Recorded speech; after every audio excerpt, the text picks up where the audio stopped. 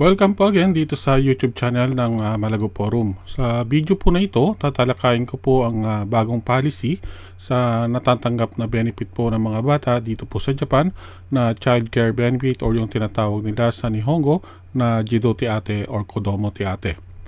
Matapos po ang maraming pinagdaanang pag-aaral ng mga mambabatas, ang pagbabagong ito ay naaprubahan na at ang start ng implementation po ay sa darating na October this year, 2024. So, naging maganda po ang binago nilang policy nito para sa mga merong anak dito po sa Japan. So, kung nais nyo pong malaman ang tungkol po dito, watch this video until the end po.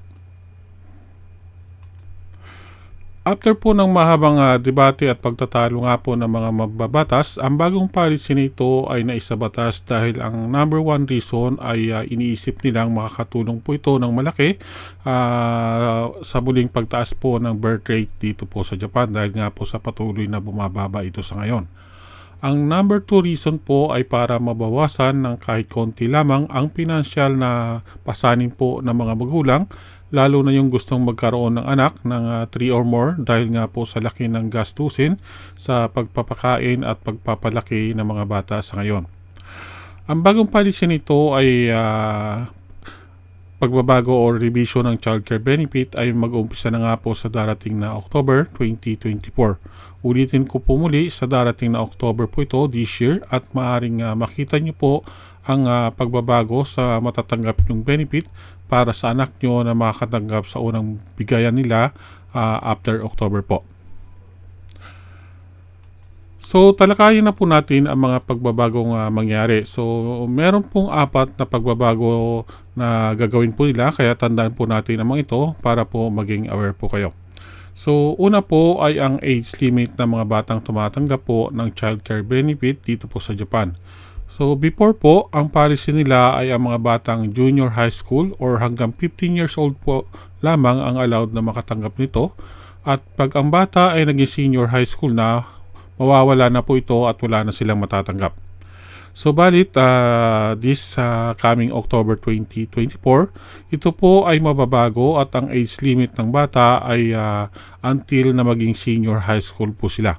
So, kung may mga anak po kayo na nasa senior high school po sa ngayon, good news po ito dahil muli po kayo makakatanggap ng child care benefit po para sa inyong anak. So, ulitin ko po, ang unang pagbabago na mangyari simula October 2024 ay ang age limit po at ang pwede po makatanggap na bata ay hanggang sa sila po ay maging high school or senior high school student po. Okay? Ang pangalawang pagbabago naman pong mangyari ay tungkol naman po sa annual salary limit ng mga parents ng batang tumatanggap po ng child care benefit. Sa dati nilang policy po, ang mga bata pong ang annual salary ng parents nila na more than 960 lapad po ay hindi nila allowed na tumanggap ng benefit nito. So marami po ang nagreklamo sa policy nito dahil very unfair daw po para sa mga parents na both working na kinukulang pa din daw po. At ang benefit nito ay dapat din daw matanggap ng kanilang mga anak para maging equal po ang lahat kahit na malaki pa ang annual salary ng mga parents nila. So dahil dito, binago po nila ang policy nito at simula ngayong October 2024 nga po, tatanggalin na nila ang annual salary limit ng mga parents. At lahat po ng mga bata ay allowed na makatanggap kahit na po gaano pa kalaki ang annual income ng kanilang mga magulang.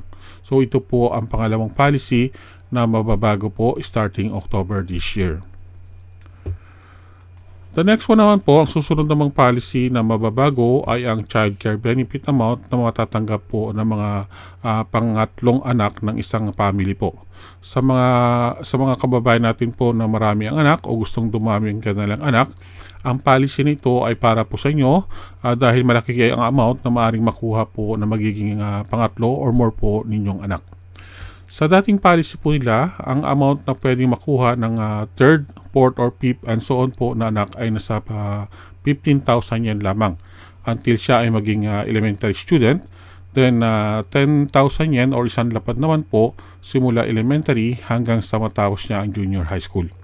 Ganyan lang po kaliit yung nakukuha nilang amount, kaya marami din po mga Japanese ang ayaw na dumami ang kanilang mga anak dahil sa magiging malaki din po ang expenses nila.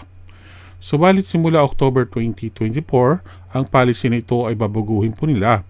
So para sa mga pangatlo or pang-apat, pang-lima and so on po na anak, ang ibibigay nilang amount kada buwan po ay aabot po ng 3 lapad at ito ay fixed po hanggang sila ay matapos ang pagiging senior high school po nila. So meaning simula ng pinanganak po ninyo ang pangatlo or pang-apat yung anak and so on po hanggang sa maging senior high school sila, ang matatanggap po nilang amount ay fixed na 3 lapad kada buwan po. Sa loob ng 1 taon, ang total amount na makukuha nila ay aabot po ng 36 lapad po. So ganyan po kalaki ang amount na makukuha nila dahil po sa pagbabago ng policy nito. Okay?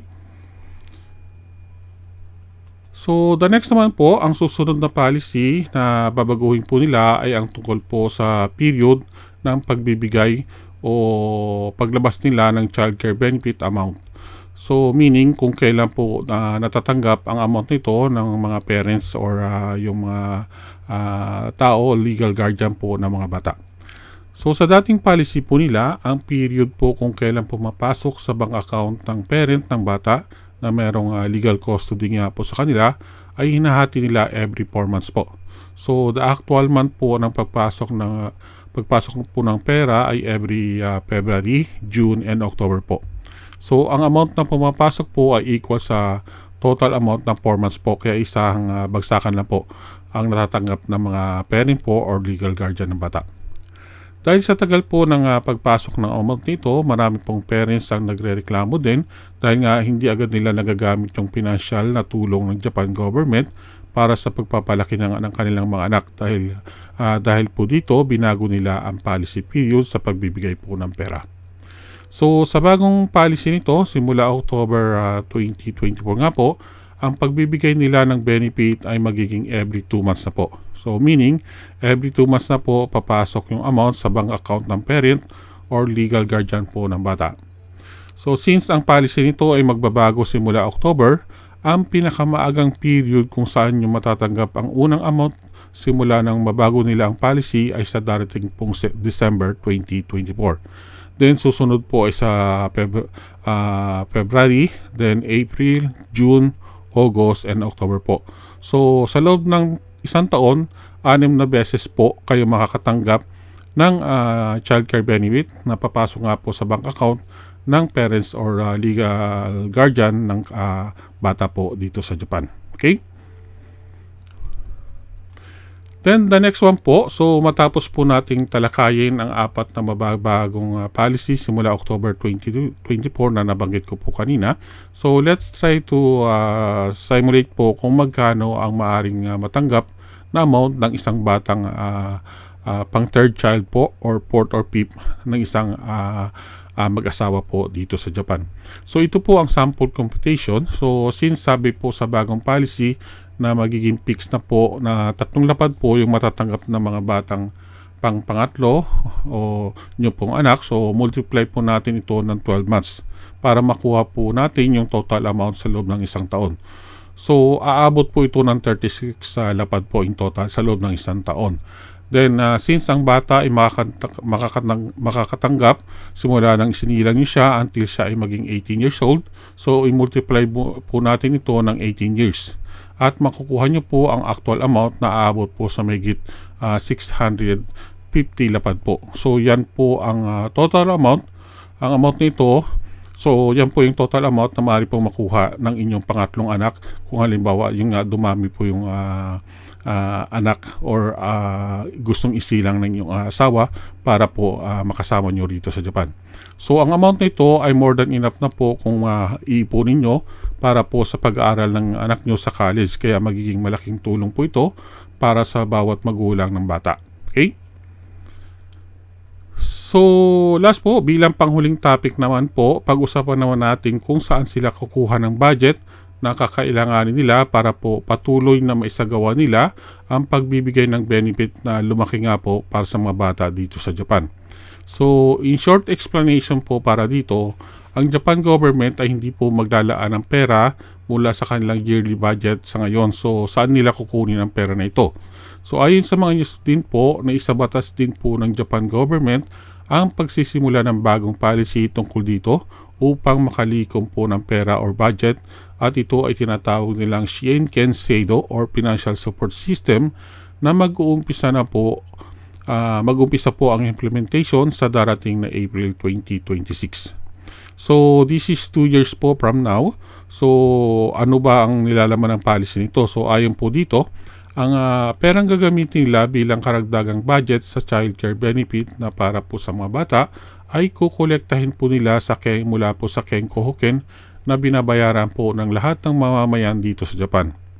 So, sa mga kababayan po natin dito sa Japan, mag-expect na po kayo na maaring tumaas po ang babayaran yung amount sa Kenko Hoken sa simula po April 2026. So 2 years from now po, at ang amount for the whole 1 year ay maaring umabot po ng 6,000 yen or more pa po, depende po sa annual income ninyo.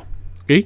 So diyan po magagaling yung budget na ibibigay nila po para sa bata na yung dahil sa nangyaring pagbabago ng policy nila dito sa child care benefit system po nila dito sa Japan. Okay? So that's it po. Yan po ang nilalaman ng bagong policy na babaguhin po nila simula October 2024 para sa child care benefit na tinatanggap po ng mga bata dito po sa Japan. So I hope na naging aware na po kayo tungkol dito. Kung meron kayong karagdagang katanungan, post nyo na lamang po sa comment section, and susubukan ko pong masagot ang lahat ng katanungan nyo tungkol po dito. Maraming pong salamat.